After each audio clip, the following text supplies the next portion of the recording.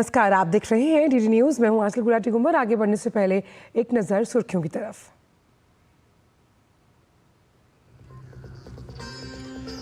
जम्मू कश्मीर की उमर अब्दुल्ला सरकार के मंत्रियों को बांटे गए विभाग। सुरेंद्र कुमार चौधरी को उप मुख्यमंत्री के साथ ही मिले कई महत्वपूर्ण विभाग।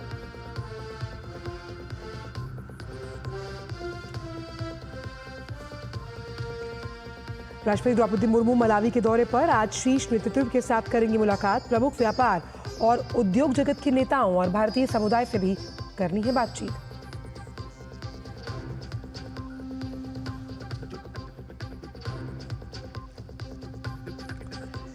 झारखंड में पहले चरण की 43 सीटों के लिए आज शुरू होगा नामांकन। घटक दलों के बीच सीट बंटवारे पर होनी है चर्चा।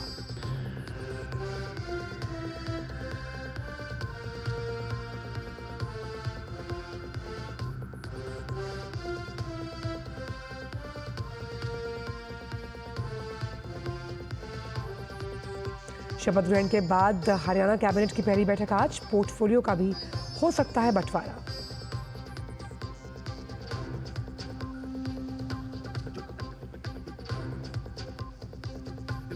दिल्ली के कई इलाकों में बिछी जहरीली हवा की चादर।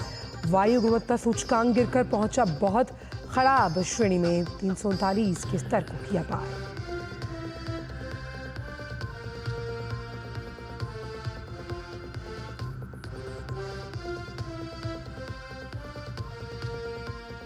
सुप्रीम कोर्ट आज बाल विवाह मामले पर सुनाएगा फैसला। मामले में दायर जनहित याचिका पर अदालत ने रखा था फैसला सुरक्षित।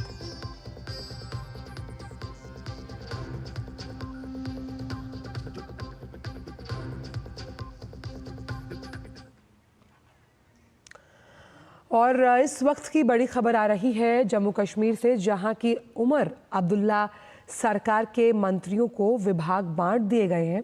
उमर अब्दुल्ला ने अभी कुछ दिन पहले मुख्यमंत्री के तौर पर शपथ ली है और वहां पर अहम मंत्रालयों को बांटा गया है।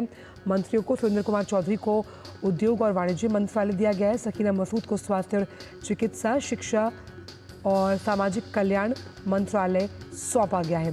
तो पोर्टफोलियो का बंटवारा हो चुका है, मंत्रालयों का बंटवारा हो चुका है। जो तमाम वायदे जिनके साथ चुनाव में नेशनल कॉन्फ्रेंस आई थी, अब उन वादों पर खरा उतरने की जिम्मेदारी इस अहम मंत्रिमंडल पर है। ये तमाम वो अहम पोर्टफोलियोज़ हैं जिनके ज़रिए जनहित, लोकहित, सामाजिक कल्याण के कार्य किए जाएंगे। जावेद अहमद डार को कृषि मंत्रालय, सतीश शर्मा को खाद्य विज्ञान और प्रौद्योगिकी के साथ साथ सूचना प्रौद्योगिकी का मंत्रालय दिया गया। तो जम्मू कश्मीर में मंत्रियों को विभाग बांट दिए गए हैं और विभागों के बांटने का मतलब कि किस तरह से अब जम्मू कश्मीर में लोकहित, जनहित से जुड़े हुए फैसले लिए जाएंगे और जो कल्याणकारी योजनाएं हैं, जो तमाम काम हैं, वो इन मंत्रालयों के अंतर्गत जो आते हैं वो अब त्वरित तौर पर हो जाएंगे। जावेद अहमद राणा को जल शक्ति, वन और जनजातीय मामले का विभाग सौंपा गया है। जावेद अहमद डार को कृषि उत्पादन, ग्रामीण विकास और पंचायती राज का मंत्रालय की जिम्मेदारी दी गई है। सतीश शर्मा को खाद्य, यातायात, विज्ञान, सूचना टेक्नोलॉजी का जो मंत्रालय है वो दिया गया है। तो ये अहम तमाम मंत्रालय जिसमें हम टेक्नोलॉजी के उन्नयन की बात कर रहे हैं, हम जल शक्ति की बात कर रहे हैं, हम यहाँ पर उद्योग और वाणिज्य को आगे बढ़ाने की बात करते हैं। श्रम और रोजगार मंत्रालय भी सुरेंद्र कुमार चौधरी को दिया गया है। तो इन तमाम मंत्रालयों को बांटा गया है। सकीना मसूद को स्वास्थ्य, चिकित्सा, शिक्षा, स्कूल शिक्षा और सामाजिक कल्याण से जुड़ा मंत्रालय का पदभार सौंपा गया है। जावेद अहमद डार को कृषि उत्पादन, ग्रामीण विकास और पंचायती राज मंत्रालय। लोकतांत्रिक तरीके से वहां पर चुनाव हुए और नेशनल कॉन्फ्रेंस के उमर अब्दुल्ला ने मुख्यमंत्री के तौर पर शपथ ली और अब अहम मंत्रालयों को बांटा गया है, अहम विभागों को दिया गया है मंत्रियों को। बात अब करते हैं बिहार की, जहां के सिवान में जहरीली जो पेय पदार्थ है उसको पीने का जो मौत का आंकड़ा है वो बढ़ गया है। और आज सुबह 9 बजे अगर हम देखें तो सिवान जिला प्रशासन ने 28 लोगों की मौत की पुष्टि की है। कंफर्म किया कि जहरीली पेय पदार्थ से 28 लोगों की मृत्यु हुई। मृतकों का पोस्टमार्टम किया गया और इनके अलावा 8 लोग अभी भी सदर अस्पताल में भर्ती हैं। बात कार्रवाई की करें तो 8 नामजद लोगों से 3 गिरफ्तार किए गए, जबकि जहरीली शराब के खिलाफ अभियान के तहत कुल 37 लोगों की गिरफ्तारी हुई है। इस दौरान पुलिस को हजारों लीटर शराब मिली, जिसे नष्ट कर दिया गया। पुलिस और उत्पाद विभाग की विशेष छापेमारी में गोरिया कोठी थाना क्षेत्र अंतर्गत लगभग 3000 लीटर देशी अर्धनिर्मित शराब नष्ट की गई। जांच में सामने आया कि सिवान और सारण में जहरीले पेय पदार्थ को पीने से लोगों की मौत हुई। उसमें मिथाइल अल्कोहल और इंडस्ट्रियल स्पिरिट की जो मात्रा थी वो ज़्यादा थी। घटनास्थल से बरामद बोतल की उत्पाद विभाग की अगर हम बात करें तो लैब में उसकी जांच हुई, जहां मिथाइल अल्कोहल की मात्रा 80% से ज़्यादा पाई गई है। तो बिहार में जो जहरीला पेय पदार्थ है उसको पीने के बाद जो मरने वालों का आंकड़ा है वो 28 हुआ है और 8 लोग अभी भी सदर अस्पताल में भर्ती हैं। 8 नामजद आरोपियों में से 3 की गिरफ्तारी हुई है।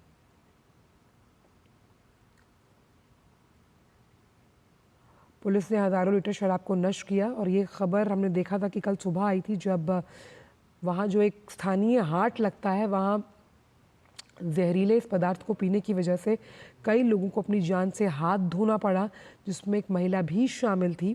और अब साफ तौर पर जिस तरह से ये नकली शराब बनाई जा रही थी और इसमें मिथाइल अल्कोहल की जो मात्रा थी वो इतनी ज़्यादा थी कि इसे पीने के बाद वो जहर में तब्दील हुई और मरने वालों का आंकड़ा 28 के पार है। हालांकि अभी भी 8 लोग जो हैं वो भर्ती हैं सदर अस्पताल में। और हमने कल सुबह भी बताया था कि इसको पीने के बाद ऐसे बहुत से व्यक्ति थे जिनकी आँखों की रोशनी भी चली गई थी और पुलिस ने हज़ारों लीटर जो शराब है, जो अभी पूरी तरह से पकी भी नहीं थी, उसे नष्ट किया है। तो बिहार में जहरीली शराब का ये जो कहर है, इसे आप देख सकते हैं, कई जानों को लील गया, कई लोग काल के गाल में यहाँ समा गए और अब ये आंकड़ा बढ़ता हुआ नज़र आ रहा है। हालांकि कई लोगों का सदर अस्पताल में इलाज भी चल रहा है। और मधुरेश हमारे साथ जुड़ गए। मधुरेश, हमने कल ये खबर जब सुबह ब्रेक की थी तब हम शायद ये नहीं समझ पा रहे थे कि ये आंकड़ा लगातार बढ़ता जाएगा और अब जिस तरह से ये आंकड़ा बढ़ रहा है, पुलिस किस तरह से कार्रवाई कर रही है, क्योंकि जिस मिथाइल अल्कोहल की बात की जा रही है वो उचित मात्रा से ज़्यादा पाया गया और ये जो शराब है वो कच्ची शराब थी। देखिए, बेसिकली ये इंडस्ट्रियल स्पिरिट था और इंडस्ट्रियल स्पिरिट का जो इस्तेमाल है वो पेंट बनाने में और भी कई चीजों में किया जाता रहता है।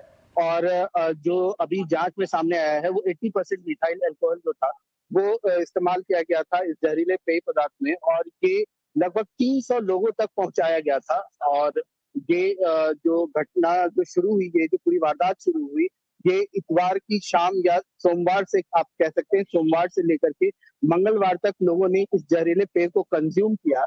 और जो पुलिस है वो लगातार छापेमारी भी कर रही है। कई जगह कच्ची शराब भी, हजारों लीटर कच्ची शराब को नष्ट किया गया है और इसके साथ ही जो अभी तक 3 लोगों को पकड़ा गया है। सिवान से हमारे सहयोगी भी हैं जो लगातार इस घटना पे पूरी तरह नजर बनाए हुए थे। आइए इनसे जानते हैं कि क्या कुछ अभी पुलिस कर रही है, अभी क्या कर रही है यहाँ पे। देखिए, इस पूरे मामले में लगातार पुलिस छापेमारी कर रही है और जो लोग आरोपी हैं उन लोग की भी पूछताछ की जा रही है। ये निश्चित रूप से ये जो पूरा घटना हुआ है बहुत ही संवेदनहीनता वाली है कि यहाँ पे किसी प्रशासन ने कोई नजर नहीं रखी और निश्चित रूप से स्थानीय जो पुलिस रही है उसकी लापरवाही के कारण ये पूरी घटना घटी है। पुलिस जो सिवान के पुलिस अधीक्षक हैं अभिषेक कुमार, उनसे सीधे तौर पर जब बात हुई है उन्होंने कहा है कि वो पहचान कर चुकी है उन लोगों की जिन लोगों ने ये शराब बनाई है और बेचा है। जैसा कि आपने बताया कि ये संडे को शाम को ये घटना घटी है क्योंकि दशहरा पूजा खत्म हुआ था और यहाँ पे दसवीं के बाद भी कई जगहों पे मूर्ति विसर्जन होते हैं और इसी को लेकर जब एक मॉब एक जगह इकट्ठा हुआ था तब ये शराब बेचे जा रहे थे। ये शराब पूर्णतः जहरीली थे, जहर के रूप में इसे बेचा जा रहा था और लगभग 300 लोगों के पास ये शराब गई थी और 300 लोगों ने उन लोगों के पास गई थी जो हैंड टू माउथ है, मतलब जो रोज कमाते हैं रोज खाते हैं। उनको कम पैसे में ये जरा शराब मिला, उन्हें लगा कि आज नशा कर लेंगे, आज इस शराब पीने का मौका मिल रहा है, तो वो कम पैसे में इस शराब को पिए हैं। और कई जगहों पे सिर्फ भगवान के प्रखंड ही नहीं बल्कि गोरियाकोटी प्रखंड और जो छपरा का आसपास का कई प्रखंड है वो भी प्रभावित हुआ है और कई जगहों पे गए हैं। कैजुअलिटी की अगर हम बात करें तो यहाँ पे कैजुअलिटी लगभग अभी तक जो प्रशासनिक आंकड़े हैं वो 28 हो चुके हैं, लेकिन हम अगर अपनी आंकड़े की बात करें तो लगभग 35 के आसपास पहुंच रहे हैं। ठीक है, आने वाले समय में ये कैजुअलिटी प्रशासनिक स्तर पे भी बढ़ेगा ही निश्चित रूप से, और बहुत सारे लोगों के आंख अंधे भी हो चुके हैं। कई लोग यहाँ बीमार पड़े हुए हैं, 8-9 लोगों की इलाज अभी यहाँ चल रहा है, कुछ लोग पटना रेफर हुए हैं, कुछ लोग अपने सुविधाओं का। बिल्कुल मधुरेश, तो ये घटना छोटी नहीं है और जिस तरह से कई लोगों को अपनी जान से हाथ धोना पड़ा, 8 जो आरोपी नामजद है जिनमें से 3 की गिरफ्तारी हुई है, तो पूछताछ में बहुत कुछ सामने आएगा। बहुत बहुत शुक्रिया मधुरेश इन तमाम जानकारियों को हमसे साझा करने के लिए। फिलहाल वक्त एक छोटे से ब्रेक का है, आप देखते रहिए न्यूज़ एट 10।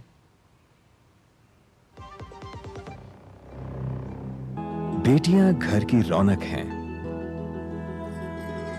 बेटियां घर संवारती हैं, बेटियां पीढ़ियां सजाती हैं, बेटियां घर की बुनियाद कहलाती हैं। बेटियों को सलाम करता है मोंगिया स्टील, स्टील का बादशाह। ब्रेक के बाद स्वागत है और अब बात करते हैं राजस्थान की राजधानी जयपुर की, जहां करणी विहार थाना इलाके में शरद पूर्णिमा पर आरएसएस द्वारा आयोजित खीर वितरण कार्यक्रम के दौरान कुछ लोगों ने चाकूबाजी की। इस घटना में 10 लोग घायल हुए, जिनका एसएमएस अस्पताल में इलाज चल रहा है। फिलहाल विवाद के कारणों का पता नहीं चल पाया। घटना के आरोपी नसीब चौधरी और उसके बेटे सहित कुछ युवकों को पुलिस ने हिरासत में लिया। पुलिस ने इस मामले में कुछ लोगों की गिरफ्तारी की है। कर्नल राज्यवर्धन सिंह राठौड़ और विधायक गोपाल शर्मा ने एसएमएस अस्पताल में घायलों की स्थिति का जायजा लिया और इस मामले पर कर्नल राज्यवर्धन सिंह राठौड़ ने ट्विटर पर एक वीडियो भी साझा किया है।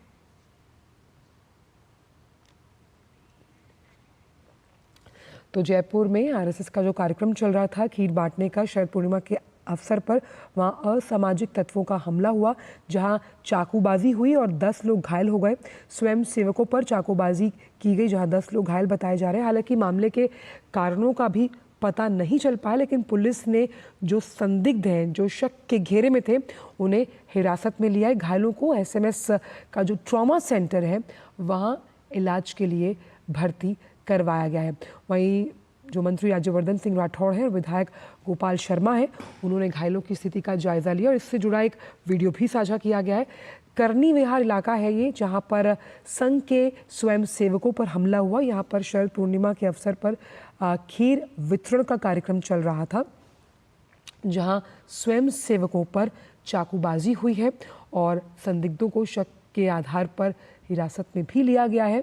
और इस लिहाज से असामाजिक तत्वों का जयपुर में जो आरएसएस का कार्यक्रम चल रहा था उसमें हमला हुआ है। चाकूबाजी में 10 लोग घायल हुए हैं।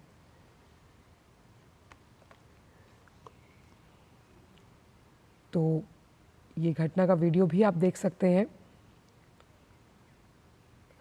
तो जयपुर से फोन पर महेश दधीच हमारे साथ जुड़ गए। महेश, क्या है ये पूरी घटना और ये जो खीर वितरण का कार्यक्रम चल रहा था शरद पूर्णिमा के अवसर पर, कौन थे ये संदिग्ध, क्या इससे पर्दा उठ पाया है?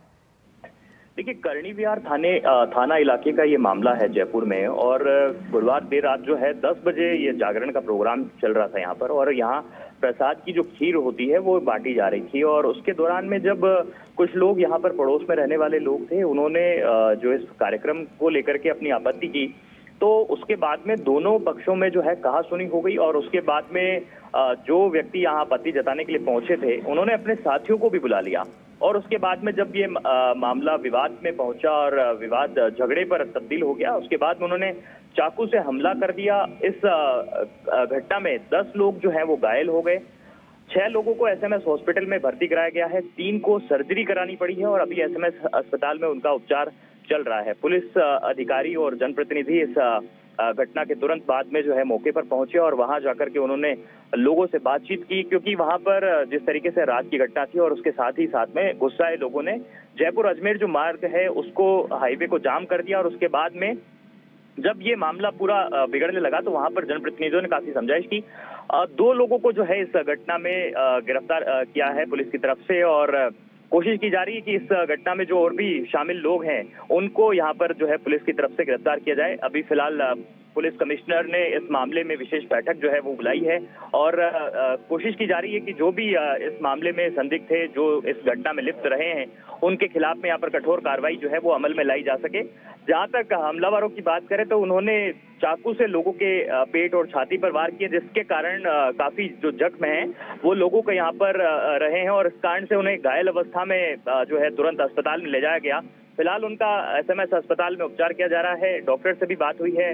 अभी फिलहाल उनकी तबीयत जो है वो ठीक स्थिति में बताई जा रही है। उनका उपचार जो है वो यहाँ पर लगातार विशेष डॉक्टर्स की निगरानी में यहाँ पर किया जा रहा है। दूसरी तरफ माहौल नहीं बिगड़े, इसे लेकर के पुलिस ने जो है वो स्थिति अभी संभाली है और पुलिस अभी इस मामले में अलर्ट स्थिति में दिखाई दे रही है। जी, कि क्या हालत है उनके परिजनों से अगर आपकी बातचीत हुई हो तो? देखिए, बिल्कुल जिस तरीके से ये घटना, क्योंकि कोई अंदेशा यहाँ पर नहीं था कि इस तरह की घटना यहाँ पर हो सकती है और जब सामान्य शरद पूर्णिमा का एक उत्सव जो है वो यहाँ पर मनाया जा रहा था और उसके बाद में यहाँ प्रसाद वितरण का जिस तरह से कार्यक्रम चल रहा था, एक शांतिपूर्ण तरीके से जो कार्यक्रम यहाँ पर लोग आयोजित कर रहे थे, उनका ये कहना था कि उसमें किसी तरह की कोई ऐसी बात नहीं थी जिसकी वजह से यहाँ पर कोई लोगों को परेशानी हो। लेकिन इसके बाद में भी कुछ पड़ोसी यहाँ पर आए और उन्होंने जो है वो आपत्ति जताना यहाँ पर शुरू किया। जब उनको इस बारे में कहा गया कि देखिए ये घटना जो है इस तरह की यहाँ पर कोई उनका यहाँ पर विवाद करने का उनका मानस नहीं है, वे सिर्फ लोगों को यहाँ पर शरद पूर्णिमा का आयोजन रखा गया और उसमें केवल खीर वितरण करना चाह रहे हैं यहाँ पर, उसके अलावा उनका कोई और मोटिव यहाँ पर नहीं। लेकिन इसके बाद में भी जो यहाँ के स्थानीय लोग थे, जिनमें से जो लोग यहाँ पर पहुंचे और आपत्ति जताने वाले लोग थे, वो उन्होंने आकर के यहाँ पर कहासुनी करी, आपस में जो है वो झगड़ा यहाँ पर हो गया और उसके साथ में जब उन्होंने अपने लोगों को वहां पर बुलाया तो उन्होंने चाकूबाजी कर दी और उसके कारण यहाँ जो लोग घायल हुए, उसके बाद में यहाँ पर ये माहौल गर्मा गया, जिसके चलते यहाँ जो लोग थे, जो घायल लोगों के समर्थक थे, उन्होंने यहाँ पर जो है एनएच को जाम करने की कोशिश की। जनप्रतिनिधि मौके पर पहुंचे, कर्नल राज्यवर्धन राठौड़ जो स्थानीय जो विधायक हैं, उन्होंने भी आकर के यहाँ पर लोगों से बातचीत की, समझाइश करने की कोशिश की। साथ में उन्होंने ये भी कहा कि जो भी घटना में लिप्त रहा है उसके खिलाफ में कठोर कार्रवाई जो है वो की जाएगी, किसी को भी नहीं बख्शा जाएगा और किसी तरह से जो जयपुर का माहौल अशांत करने की कोशिश है उसमें किसी को कामयाब नहीं होने दिया जाएगा। जी, बहुत बहुत शुक्रिया महेश इन तमाम जानकारियों को हमसे साझा करने के लिए। और आइए बात करते हैं झारखंड विधानसभा चुनाव की, जिसके पहले चरण के लिए आज से नामांकन प्रक्रिया शुरू हो जाएगी। मुख्य चुनाव आयुक्त राजीव कुमार ने बताया कि उम्मीदवार ऑनलाइन और ऑफलाइन दोनों माध्यमों से नामांकन दाखिल कर सकते हैं। पहले चरण में 43 विधानसभा सीटों के लिए 13 नवंबर को मतदान होगा।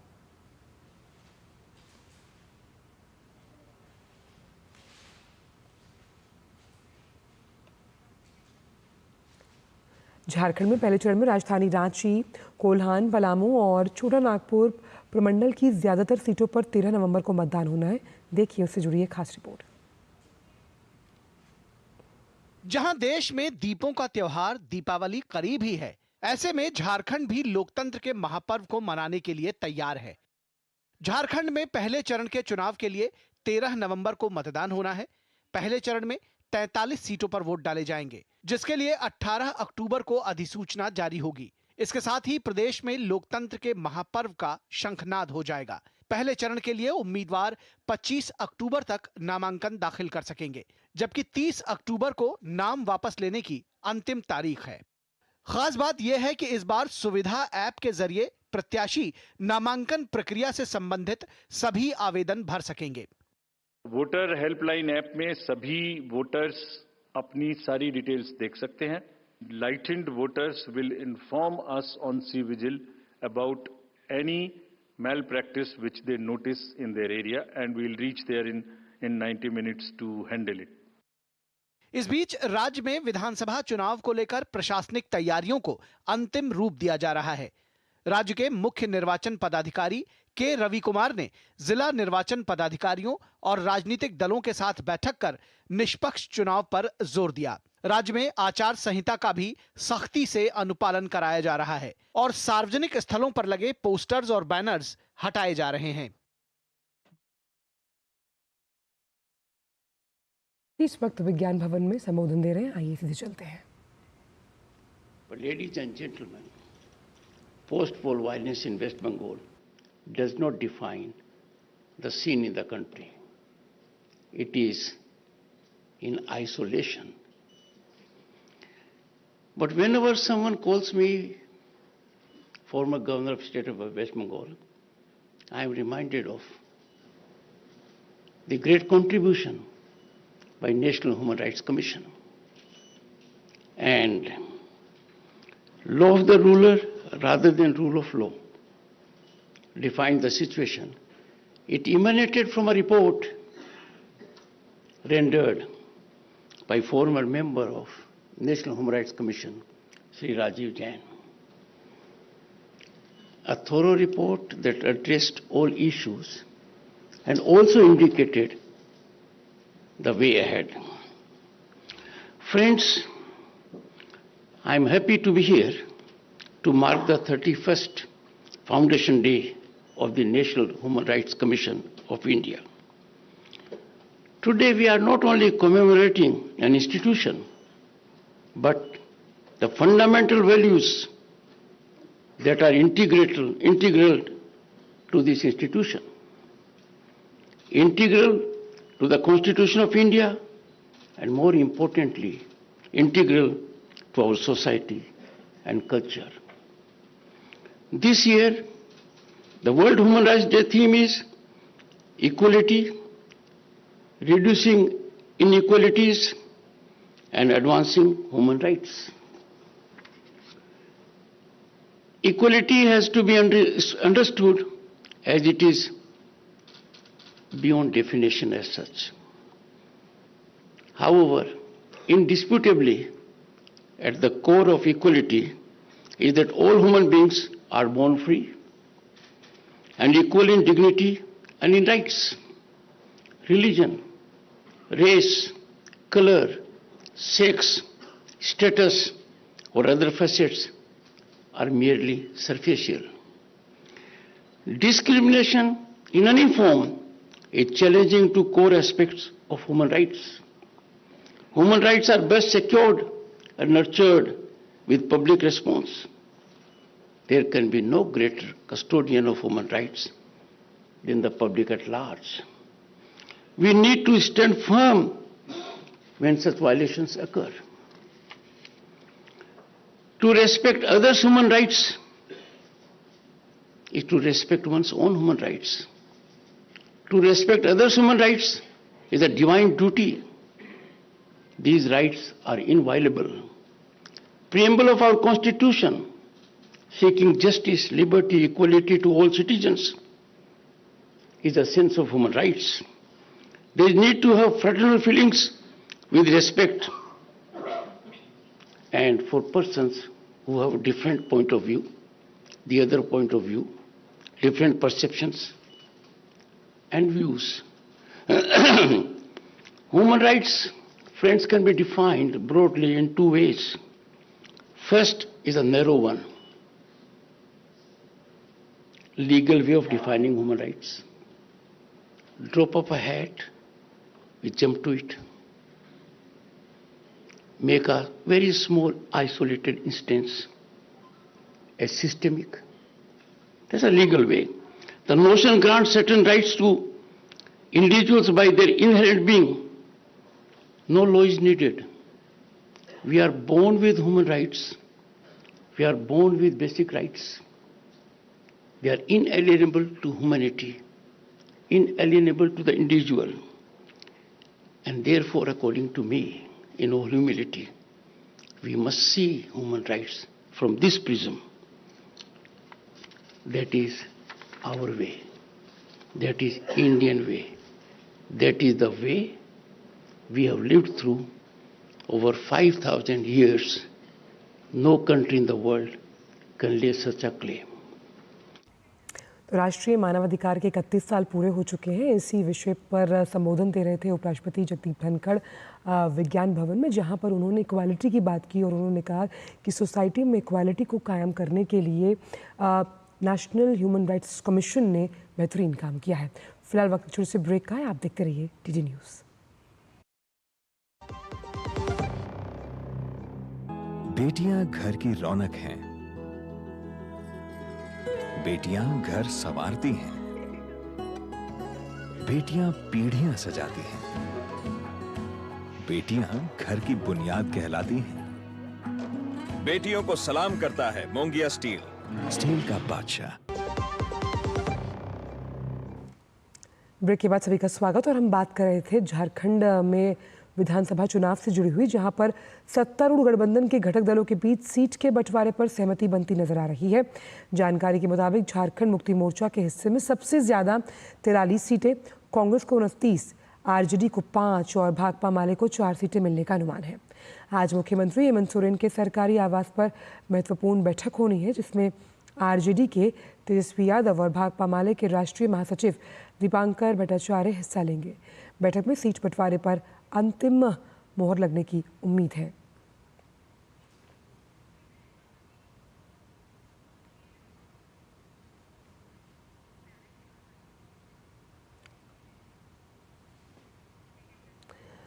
और रांची से ही जुड़ रहे हैं हमारे संवाददाता दिवाकर कुमार। दिवाकर, जिस तरह से हम सुबह भी चर्चा कर रहे थे कि सीट बंटवारे को लेकर तमाम जो पार्टियां हैं वो फॉर्मूला तय करने की कोशिश करेंगी, लेकिन सवाल मेरा ये है कि जो पहले चरण की इम्पॉर्टेंट सीट है, जिसमें हमने छोटा नागपुर की बात की, पलामू की बात की, उन अहम सीटों के अहम विधानसभा जो सीटें हैं, क्या मुद्दे हैं जिन मुद्दों को लेकर ये तमाम जो उम्मीदवार जब सूची जारी की जाएगी वो चुनावी मैदान में उतरेंगे? देखिए, निश्चित तौर पर झारखंड में जो चुनावी गहमा गहमी है वो शुरू हो गई है और आज नोटिफिकेशन जारी होने के साथ ही पहले चरण के लिए जो 43 सीटें हैं उसके लिए नामांकन की प्रक्रिया भी शुरू हो जाएगी। तो वैसे में अभी जो सबसे ताजा अपडेट ये आ रहा है कि भारतीय जनता पार्टी, आजसू पार्टी और यहाँ पर जो जदयू और लोजपा रामविलास की पार्टी है, इनके बीच ऑलमोस्ट सहमति बन गई है सीट शेयरिंग को लेकर। और अभी 11 बजे एक कंबाइंड प्रेस कॉन्फ्रेंस भी आजसू पार्टी और भारतीय जनता पार्टी की ओर से बुलाई गई है। तो उम्मीद की जा रही है कि इसमें कुछ उम्मीदवारों के नामों का ऐलान भी हो सकता है और सीट शेयरिंग का जो फॉर्मूला है वो भी खुलकर सामने आ सकता है। और जहां तक इंडी गठबंधन की बात है, तो इंडी गठबंधन की जैसा कि आप जिक्र कर ही रहे थे कि एक तरीके से वहां भी लबो-लुआब साफ हो गया है, तस्वीर साफ हो गई है। जो झंझट बड़े भाई और छोटे भाई की कांग्रेस और जेएमएम के बीच चल रही थी, उसमें भी कुछ लगता है कि विराम लग गया है। लेकिन ये फाइनल तभी होगा और इसकी अनाउंसमेंट तभी होगी क्योंकि आज तेजस्वी यादव यहाँ पहुंच रहे हैं और कल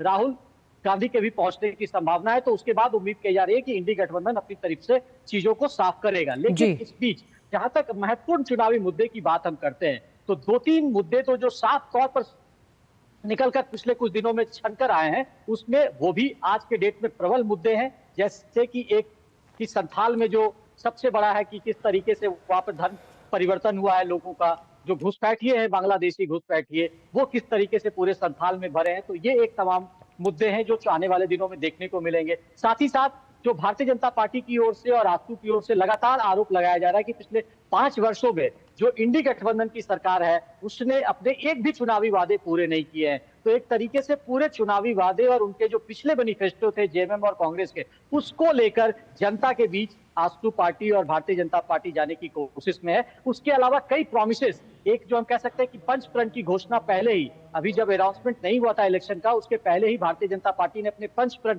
घोषित कर दिए हैं कि किस तरीके से गो दीदी योजना है, युवाओं के लिए किस तरीके से वो काम करेगी, किस तरीके से जो बेघर लोग हैं उनके लिए आवास लेकर आएगी। तो तमाम तरीके के जो लुभावने वादे भी हैं और जो चुनावी वादे हैं वो एक तरीके से अब देखने में सामने आ गए और यही कमोबेश आने वाले दिनों में चुनावी मुद्दे बनेंगे। लेकिन एक जो सबसे बड़ा चुनावी मुद्दा है वो है कि किस तरीके से पिछले 5 वर्षों में जो झारखंड में भ्रष्टाचार का दाग लगा है वो एक चुनावी मुद्दा बनने जा रहा है। और साथ ही साथ संथाल में जो घुसपैठियों का मुद्दा है वो भी एक अहम मुद्दा, चुनावी मुद्दा दिखेगा। दिवाकर, लेकिन जब भी चुनाव आते हैं तो जो पहली सूची उम्मीदवारों को लेकर जारी कोई भी पार्टी करती है तो बड़ी वो रोमांचक और कई बार फुल ऑफ सरप्राइजेस होती है।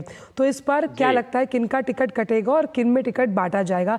किन चेहरों पर दाव खेलती नजर आएंगी अगर हम प्रमुख पार्टियों की बात करें तो?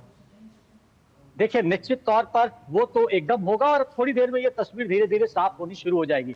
आज से ही जो कहते हैं ना कि आया राम और गया राम वाली भी कहानी शुरू होने वाली है। कई ऐसे नेता जिनकी चर्चाएं चल रही है कि वो बीजेपी में शामिल हो रहे हैं, बीजेपी में भी एक आध दो जो लोग नाराज है वो जेएमएम और कांग्रेस में शामिल हो रहे हैं। तो तमाम तरह की अटकलें यहाँ लगातार चल रही है। लेकिन ये ऐन वक्त पर भी, क्योंकि पहले फेज का लिए जो नॉमिनेशन का काम है वो 25 अक्टूबर तक चलेगा। तो उस लिहाज से उस दिन तक वेट करना पड़ेगा और उम्मीदवार का जो उलटफेर की जो गणित है वो आखिरी वक्त पर भी बदलता रहता है, तो ऐसे में वो थोड़ा इंतजार करना पड़ेगा। लेकिन फिलहाल ये संकेत इस तरह के मिल रहे हैं और जो सूत्रों से जानकारी मिली है कि जो लिस्ट फाइनल हुए उसमें ज्यादातर पार्टियों ने 20 से 30% नए चेहरों को इस बार तवज्जो देने का प्रयास किया है। चलिए, बहुत बहुत शुक्रिया दिवाकर इन तमाम जानकारी को हमसे साझा करने के लिए। रांची से दिवाकर थे जो जानकारी दे रहे थे कि किस तरह से सीट शेयरिंग और जब हम सूची जारी करने की बात करते हैं तो उस लिहाज से अहम दिन है आज। वक्त छोटे से ब्रेक का, आप देखते रहिए डीडी न्यूज़। बेटियां घर की रौनक हैं, बेटियां घर संवारती हैं, बेटियां पीढ़ियां सजाती हैं, बेटियां घर की बुनियाद कहलाती हैं। बेटियों को सलाम करता है मोंगिया स्टील, स्टील का बादशाह। ब्रेक के बाद सभी का स्वागत है और अब बात करते हैं हरियाणा की, जहां मंत्रिमंडल के गठन के बाद हरियाणा कैबिनेट की पहली बैठक आज होगी। मुख्यमंत्री नायब सिंह सैनी के दूसरी बार मुख्यमंत्री बनने के बाद हरियाणा कैबिनेट की ये पहली बैठक है। मुख्यमंत्री नायब सिंह सैनी की अध्यक्षता में होने वाली इस बैठक में सभी 13 मंत्री शामिल होंगे। बैठक से पहले सभी नए मंत्रियों के विभागों का बंटवारा भी हो सकता है। माना जा रहा है कि बैठक में विधानसभा के सत्र और प्रोटेम स्पीकर को लेकर भी फैसला हो सकता है। इस सत्र में विधानसभा के सभी नए सदस्यों को शपथ दिलाई जाएगी। आपको बताएं कि कैबिनेट मंत्री के रूप में कल अनिल विज, कृष्णलाल पंवार, राव नरबीर, महिपाल ढांडा, विपुल गोयल, डॉक्टर अरविंद शर्मा, श्याम सिंह राणा, रणबीर गंगवा, कृष्ण बेदी, श्रुति चौधरी, आरती राव ने शपथ ली। वहीं राजेश नागर और गौरव गौतम ने राज्य मंत्री स्वतंत्र प्रभार के रूप में शपथ ली थी।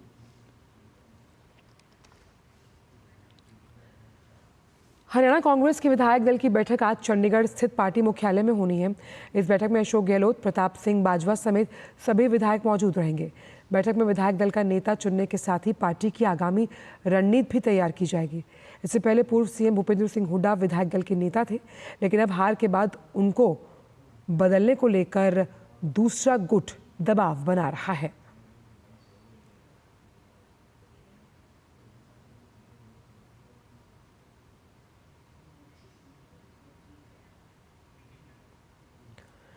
महाराष्ट्र विधानसभा चुनावों को लेकर सरगर्मियां तेज हो गई हैं। सीट बंटवारे को लेकर महाविकास अघाड़ी ने 288 में से 260 सीटों पर सीट शेयरिंग का फॉर्मूला तय कर लिया, जबकि 28 सीटों पर सहमति बनना बाकी है। इस बीच सपा प्रमुख अखिलेश यादव आज से महाराष्ट्र के 2 दिवसीय दौरे पर रहेंगे। इस दौरान वो मालेगांव और धुले में सार्वजनिक कार्यक्रम में हिस्सा लेने के साथ पार्टी के पक्ष में माहौल बनाने की कोशिश करेंगे। सपा ने मुस्लिम बहुल सीटों पर फोकस करते हुए महाविकास अघाड़ी से महाराष्ट्र विधानसभा चुनावों में 12 सीटों पर अपनी पार्टी की दावेदारी को पेश किया। सपा का प्लान मुंबई, ठाणे, औरंगाबाद और धुलिया की सीटों पर चुनाव लड़ने का है। ये वो सीटें हैं जो ओवैसी की पार्टी का गढ़ मानी जाती हैं। हालांकि अखिलेश यादव ने कहा कि उनकी पार्टी इंडी गठबंधन का हिस्सा होगी। पंजाब की 4 विधानसभा सीटें डेरा बाबा नानक, चबेवाल एससी, गिदड़बाहा और बरनाला के लिए उपचुनाव होने हैं। उपचुनाव की घोषणा 15 अक्टूबर को की गई थी। पंजाब के मुख्य चुनाव अधिकारी सिबिन सी ने इन उपचुनावों के लिए जारी कार्यक्रम के अनुसार 18 अक्टूबर को अधिसूचना जारी की जाएगी। सिबिन सी ने कहा कि नामांकन दाखिल करने की अंतिम तिथि 25 अक्टूबर और नामांकन पत्रों की जांच 28 अक्टूबर को की जाएगी, जबकि नाम वापस लेने की अंतिम तिथि 30 अक्टूबर को है। उन्होंने बताया कि मतदान 13 नवंबर को होगा और मतगणना परिणामों की घोषणा 23 नवंबर को। राष्ट्रपति द्रौपदी मुर्मू मलावी दौरे के दूसरे दिन आज वहां के शीर्ष नेतृत्व के साथ द्विपक्षीय संबंधों पर होने वाली बैठक में शिरकत करने वाली हैं। इसके साथ ही वो मलावी के प्रमुख व्यापार और उद्योग जगत के नेताओं से भी बातचीत करेंगी। साथ ही साथ भारतीय समुदाय को भी संबोधित करने का कार्यक्रम है। वहीं वो युद्ध स्मारक पर पुष्पांजलि अर्पित करने के बाद राष्ट्रपति कामुजू समाधि पर भी पुष्पांजलि अर्पित करेंगी। राष्ट्रपति का मलावी के राष्ट्रपति से मिलने का भी कार्यक्रम है। मुंबई ट्रैफिक पुलिस के व्हाट्सएप नंबर पर एक धमकी भरा मैसेज आया, जिसमें अभिनेता सलमान खान से 5 करोड़ रुपए की मांग की गई। मुंबई की ट्रैफिक पुलिस ने व्हाट्सएप नंबर पर यह धमकी भरा मैसेज मिला है उन्हें।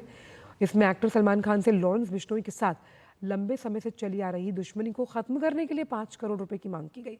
मैसेज में लिखा कि इसे हल्के में ना लें वरना सलमान खान का हाल बाबा सिद्दीकी से भी बुरा होगा। फिलहाल इस मामले की जांच मुंबई पुलिस ने शुरू कर दी है।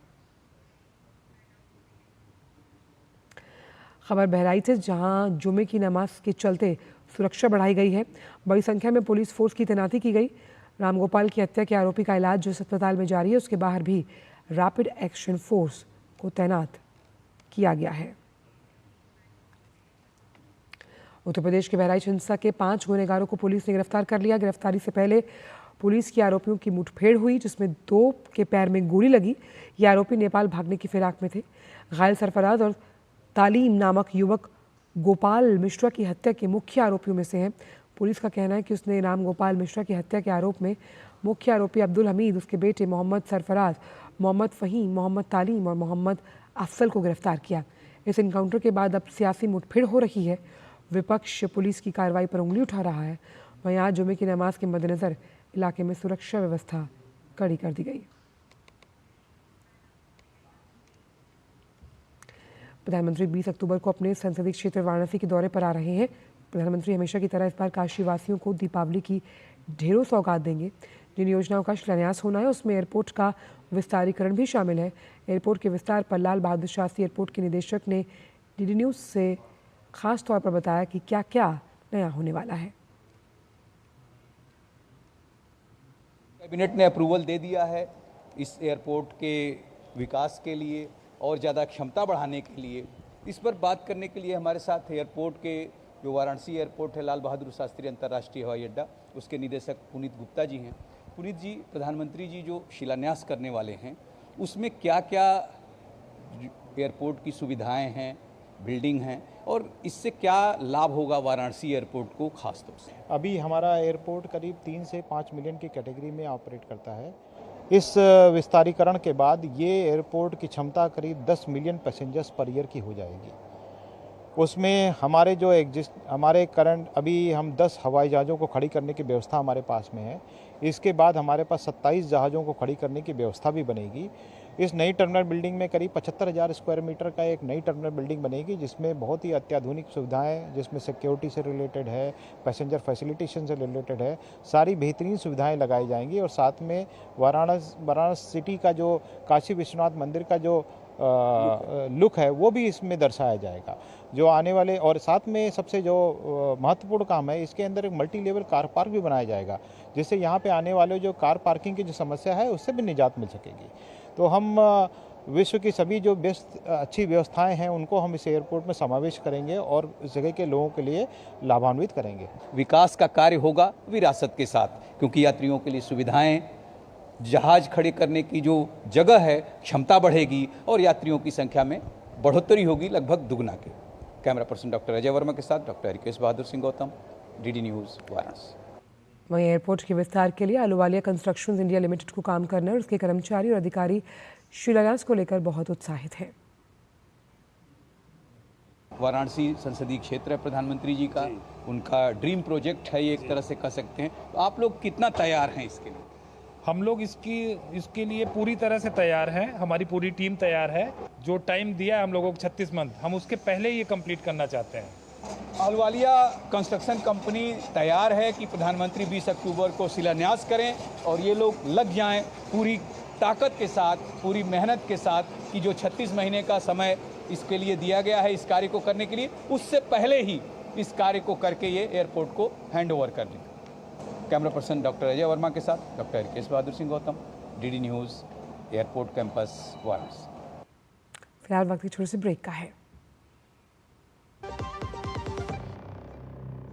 बात जब पीढ़ियों के लिए बनने वाले घर की हो तो जिम्मेदारी बड़ी हो जाती है। गैलेंट समझता है ये जिम्मेदारी। अब डबल एम रिब्स के साथ गैलेंट एडवांस TMT रीबार, निर्माण का रियल हीरो। ब्रेक के बाद सभी का स्वागत और बात करते हैं देश की राजधानी दिल्ली की, जहां प्रदूषण बढ़ता जा रहा है। AQI यानी एयर क्वालिटी जो इंडेक्स है वो ख़राब श्रेणी में दर्ज किया गया। आज इंडिया गेट और आसपास के इलाकों में कोहरे की परत छाई हुई है। यहाँ AQI 270 पर पहुंचा। वहीं आनंद विहार में AQI 339 दर्ज किया गया। अक्षरधाम क्षेत्र में AQI 293 पर पहुंचा और इसे लेकर भाजपा सांसद मनोज तिवारी ने कहा कि आम आदमी पार्टी किसी भी समस्या को गंभीरता से नहीं लेती। फिर से पोल्यूशन जानलेवा हो रहा है नदी के पोल्यूशन से लेके हवा के पोल्यूशन तक दिल्ली का जीना दूभर है, सांसें फूल रही हैं। अभी तो शुरुआत ही है, अभी देखिए आगे क्या क्या होगा। बस हम यही भगवान से प्रार्थना करेंगे किसी तरह ये 4-5 महीना दिल्ली बचे। 4 महीना बाद चुनाव है। मैं तो दिल्ली से लगातार प्रार्थना कर रहा हूँ इन सारी समस्याओं का निदान निकाला जाए और एक बार बीजेपी को मौका मिले जिससे दिल्ली को हम दिल्ली बना सकें।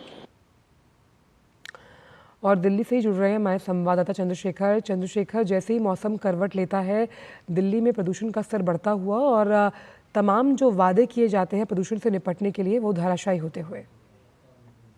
बिल्कुल, और आंचल आप हर साल का ये समय जो है वो मान के चलिए फिक्स सा हो चुका है कि ये सिचुएशन हमेशा से यहाँ पर आती है और जो राज्य सरकार है जिनका महत्वपूर्ण काम है इसको देखने का, वो जो दावे हैं वो खोखले नजर आते हैं। फिलहाल मैं अभी बता दूं कि क्या स्थिति है दिल्ली की, तो जो अभी जो स्तर है वो खराब स्थिति में तो है, लेकिन मेट डिपार्टमेंट ने कहा है जिस प्रकार से हवा का स्तर 10 किलोमीटर प्रति घंटे की रफ्तार से है, तो उसको देखते हुए ये कहा जा सकता है कि आने वाले दिनों में ये बहुत खराब श्रेणी में भी जा सकता है। और जिस प्रकार से पराली जलने की जो घटनाएं हैं वो लगातार बढ़ रही हैं और जो वहां से जो पराली जलने का जो धुआं है वो आना बाकी है, जिस तरीके से बढ़ता जाएगा आप मान के चलिए कि ये स्थिति जो है वो और खराब हो सकती है।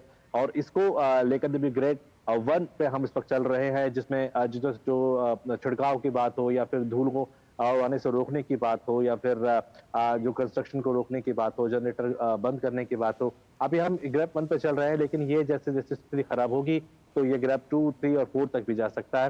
फिलहाल अब देखना ये होगा कि राज्य सरकार की तरफ से और क्या प्रयास इसमें किए जा सकते हैं, क्योंकि सेंटर लगातार इसमें मॉनिटरिंग कर रहा है अपनी तरफ से और जो गाइडलाइंस है वो भी लगातार दी जा रही हैं।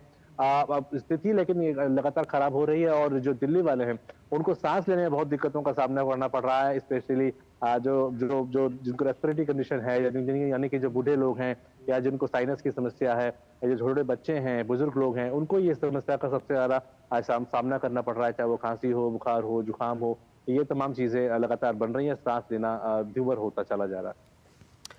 तो साफ तौर पर आम जन को भी दिक्कतें होती हुई, जहाँ पर जिस तरह से चंद्रशेखर बता रहे थे कि सांस लेने में तकलीफ और मौसम की करवट के बाद ये जो एक स्मॉग की चादर हम देख रहे हैं, ये कहीं ना कहीं मौसम को तो आसपास के वातावरण को दूषित करती है, साथ ही साथ स्वास्थ्य पर भी असर डालती है। चंद्रशेखर, ऐसे में जो लोगों को परेशानी का सामना करना पड़ रहा है उसके लिए क्या कोई दिशा निर्देश जारी किए गए हैं?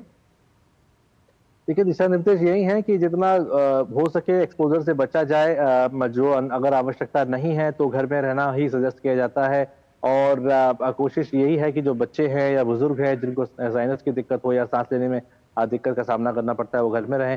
दिशा निर्देश ये भी है कि कंस्ट्रक्शन को रोका जाए ताकि धूल ना उड़े और जनरेटर जो हैं जो चलते हैं उनको बंद किया जाए, छिड़काव जो है वो किया जा रहा है ताकि जो धूल है वो ना उड़े और जो क्लाइमेट है वो साफ रहे। लेकिन जैसे मैंने आपको बताया मेट डिपार्टमेंट का जो कहना है ये आगे बढ़ सकता है। बहुत बहुत शुक्रिया चंद्रशेखर, तमाम जानकारी को हमसे साझा करने के लिए।